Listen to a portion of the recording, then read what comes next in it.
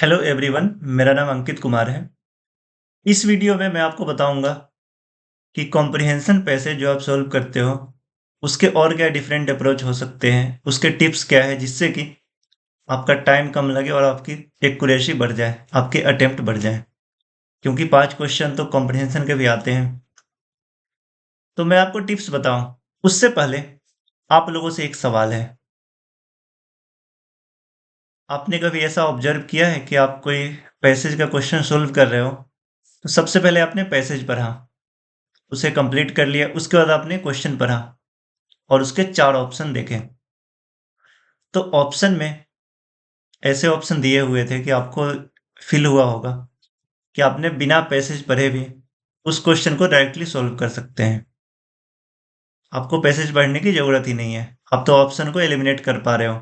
अपने general awareness, जो world की नॉलेज है, जो भी आप न्यूज़पेपर, एडिटोरियल ये सब जो भी पढ़ते हो, उसके बेसिस पे आप आसानी से एलिमिनेट कर पा रहे हो और बिना पैसेज पढ़े भी वो क्वेश्चन सॉल्व हो जाता। अगर आपका ऐसा एक्सपीरियंस है तो आप कमेंट सेक्शन में लिख के बताओ।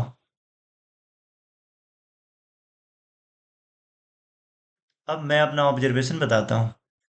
मैं रिसेंटली सीजीएल 2025 और सीएचएसएल 2025 और जो रिसेंट एग्जाम हुए हैं वो पेपर देख रहा था। उसमें मैंने ऑब्जर्व किया कि काफ़ी सारे पैसेज ऐसे थे जिसमें आपको बिल्कुल भी पैसेज पढ़ने की ज़रूरत नहीं है।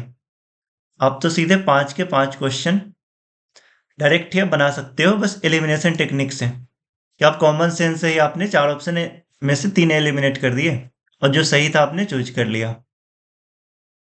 आप लोगों में से जिन लोगों ने अपीयर हुए हैं इस एग्जाम में, जिन्होंने पेपर दिया है 2025 में, शायद उन्होंने भी ऐसा एक्सपीरियंस किया होगा। अगर आपने ऐसा किया है तब कमेंट में ज़रूर लिख के बताओ।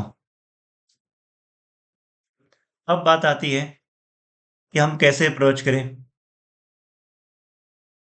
कॉम्प्रिहेंशन के क्वेश्चन को।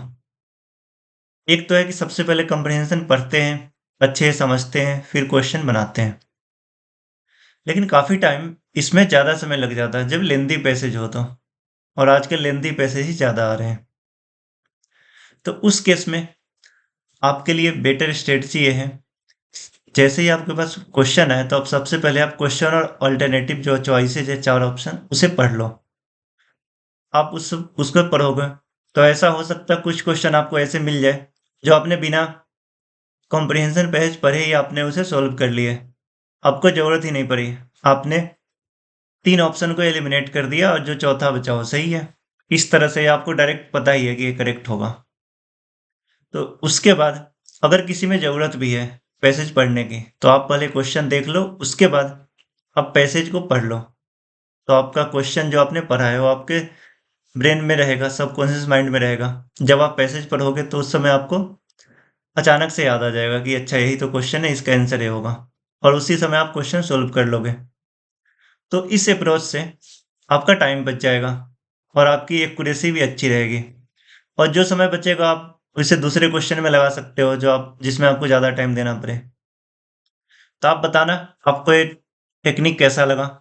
आप मॉक टेस्ट प्रैक्टिस करो, तो इसमें आप ज़रूर आप इसे ट्राई करो इस टेक्निक को। और जब आप इसे अच्छे से अप्लाई कर पाओ, मॉक टेस्ट में आपने देखा कि आपके लिए वर्कआउट कर रहा है, तो इसे आप रियल एग्जाम में भी यूज करो।